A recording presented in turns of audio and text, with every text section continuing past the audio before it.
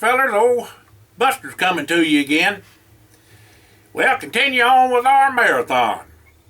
This is old Hired's Invention. Well, Hired come by to see Buster Friday evening, driving his and Paul's wagon with a grater blade on it, and told him to meet him up at the bluff at Tipton Holler in the morning. Well, what you gonna do there? Inquired Buster. It's a surprise for sure, said Hired, grinning. Just be there now.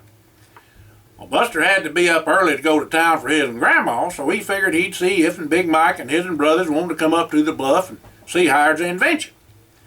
Well, Big Mike and his and brothers was helping their pa with the invention of their own, making some sort of gizmo for their water wheel down on Big Seeking Creek, but said they would sure enough like to see what old Hired was up to. Well, all them young boys was right smart. Fact is, the whole dang family was knowed for her and wide for their ciphering and such. Well, Big Mike's ma even had old Doc Harrison consulting her for medicine to see if it was right, proper, and all to give, or something different was needed. She sure knowed about medicine, I tell you. Well, Buster seed the Ferny Ho and the po' boys over to Swaim's Hardware and hollered over to them.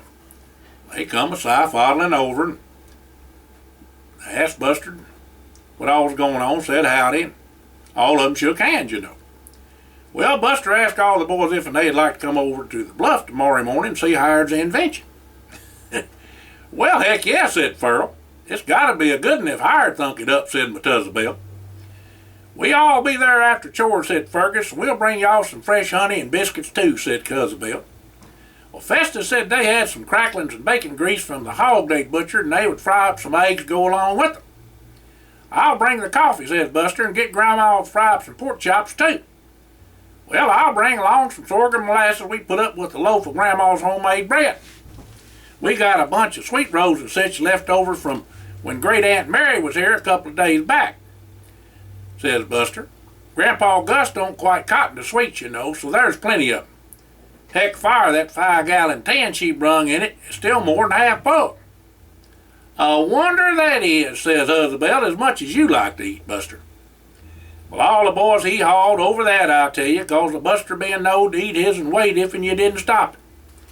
When Buster got to the bluff on old Dan, Hired was already there with his and Paul's wagon and with his invention in the back covered up with a tarp. Well, Hired said to Buster that he needed to clear out a path from the tree to the edge of the bluff and ask if he'd help him on out to do it. Hold on there, Hired. What in tarnation are you going to do? Queried Buster. You just wait and see, says now Hired. It's a surprise for sure. About that time the Ferny Ho and the po' boys come up, and Buster told Hired to go on up about what he was a-doing, and him and the boys would clear him out a path. Well, Buster told the Ferny Ho and po' boys he needed their help to clear out some brush for Hired for his invention, and the boys said that would be just fine with them, and they all took to using the tools Hired had done brung with him in the back of the wagon. Hold up a spell, hollered Buster. Here come the young boys, and they'll sure enough lend us a hand too. But let's get a fire going and eat a bite first and have us some coffee and palaver a spell. Festus said that's a grand idea, and let's eat. Well, Big Mike and his and two brothers, Shiner and Tap, said they had a few victuals with them too, and would throw them in with what Buster and the boys brung. Well, Hired come over to the fire, and all the boys got to asking him what all he was going to do and what was the invention all about. Well, Hired said it's a surprise, but they would seem soon enough if they would clear a path from the tree to the edge of the bluff. What in the world, says Big Mike, you gonna jump off the bluff or shoot off or something, or just what? Well, y'all seen soon enough, says Hired. Just hang on. Well, Farrell asked where was Jesse, and Buster said he was ciphering on making the boys some more money in his and Paul's barn, and would meet them all up at Leake's drugstore at the soda fountain later that day, seeing as how it was Saturday and all. Truth is, says Buster, I'm a-thinking them pheromones of his'n is giving him a fit with the gals. Even the widow woman Jessup is still a-haunting him something fierce. That boy's got himself in a fix for sure, Buster. What you reckon y'all gonna do about it all, says Isabel. Well, I hear tell by the grapevine Miss McBrayer is in a tizzy, and the women folk in her quilting bee and Sunday school class is going to have words with that there woman Jessup, along with the preacher. Well, what about Walter? We ain't seen hide in the hair of the bull for a sparrow. Where's the Peckerwood if he ain't but a trickster, you know? Well, if you ain't heard, his'n people done took Walter to Booneville to the TB hospital, and ain't nobody can see him. Not even his'n Ma and Pa, 'cause he is contagious. Reckon if he will get well soon, says Big Mike, or can he be cured up? Well, it's all up in the air right now, and it's sure enough a worry for us all, but there ain't nothing we can do about it. We been a-sending him letters and such, but he is right poorly and ain't answering us much. We have to inquire to his'n Ma for the most part. Boy, that sure was enough a fine meal, said Buster, as he got up and grabbed a scythe. The rest of the boys gathered up tools and began to cutting brush and grass, when all of a sudden Fergus began to hollering and a cussing. The rest of the Ferny Hole boys and the Pole triplets was a flapping and a hollering and a swatting and a doing the St. Vitus dance when Tap hollered they was being attacked by hornets. Them hornets was madder than a wet hen, I tell you. They was after all the boys, but Buster and the young boys got back far enough they weren't bothered none by 'em. But they was sure enough eating up both sets of the triplets. Furl run up to help Festus when Fergus went to a bawling like a calf stuck under the gate. He was a-running around like a chicken with his'n hide cut off, I tell you, tears just a-running down his'n cheeks and a-banging his'n hide. He hollered that hornet was in his'n ear and to get it on out. Well, couldn't nobody rightly get to Fergus, and everybody said to run to the creek. Well, Hired stayed up in the tree where it was safe, and Buster told him to stay there. Well, Big Mike grabbed an old sody water bottle with some coal oil in it and covered his'n hide with the tarp that was in the wagon, run over and stuck it in the hornet's nest hole that was in the ground. Then he run to the fire and throwed some coals and branches that was burning on the coal oil. Well, the fire took off and was burning the hornet's nest in the hole, and the grass and brush they'd cleared. The smoke and the fire got rid of the hornets, but that was just part of the problem. Fergus still had that hornet in his'n ear, and all the Ferny Hole and Po boys was swole up like a toad frog.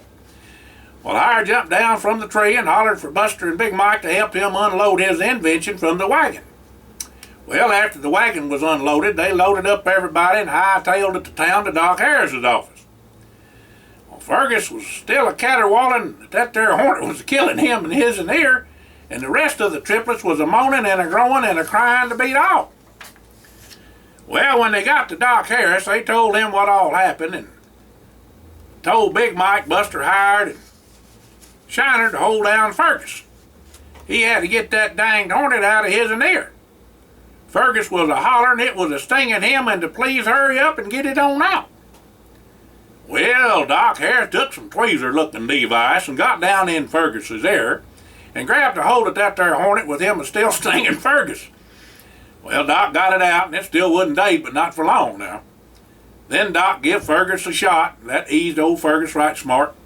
The rest of the Ferny Hole and Po boys got shots too and began to feel some better. Well, of course, the folks were called and come to get both sets of the triplets, Festus, Fergus, and Furl, Ferny Hole, and Huzzabell, Cuzzabell, and Methuzzabell Po. Festus was the one that was cross-eyed, and Fergus cockeyed, and Furl was wall-eyed. The Po boys is known to have them multiple phalanges, that's 6 fingers on each hand and webbed toes on their feet. Well, Hired said them boys can catch, trap, skin, eat, and wear any kind of critter known to man. They can outrun, outswim, outsmart, pert near whoop any critter too. Well, about a week later, the boys was recovered and made up to meet Hired up on the bluff at Tipton Holler. When they got there, was Hired up in the top of the tree in some kind of contraption. Well, Hired hollered down, "Now watch this, boys," and he jumped out of that there tree and started a-flying. He sailed down to the ground and hit it a-running and went over the edge of the bluff along the path the boys had cleared. Well, all the boys looked out over the bluff and seed Hired just a-floating or a-flying, they didn't know which. And him just a-grinning and having himself a high old time. About that time, the contraption caught a updraft and come back towards the bluff. Hired done something to the wings on that contraption, and it come in for a landing where the pass was clear. "Well, don't that beat all?" exclaimed Buster. "You trying to get yourself killed? Hired, what in the world you done? You done made a flying machine." Well, Hired was just a-grinning and shook hands with all the boys, you know.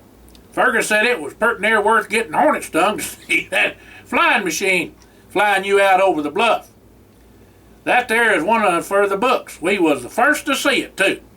Ain't nobody gonna believe us. Wasn't you scared? Asked Tap. Kinda said, Hired, but I just had to fly. Where did you get your ID, Hired? Asked Jesse as he walked up. I seed you take off out of that tree, but didn't think you was gonna make it. But when I seed you get the updraft like the buzzards and hawks, I knowed you was in hog heaven and gonna make it.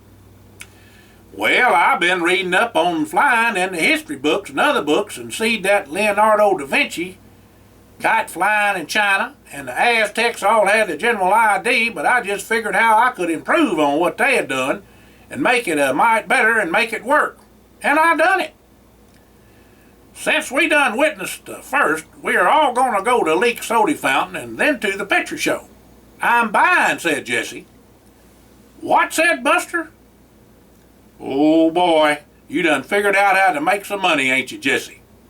Well, Jesse just grinned and wrapped his arms around the shoulders of Buster and Hired and told him, you know me too well. Old Buster signing out. Y'all have a blessed day now. Thank you.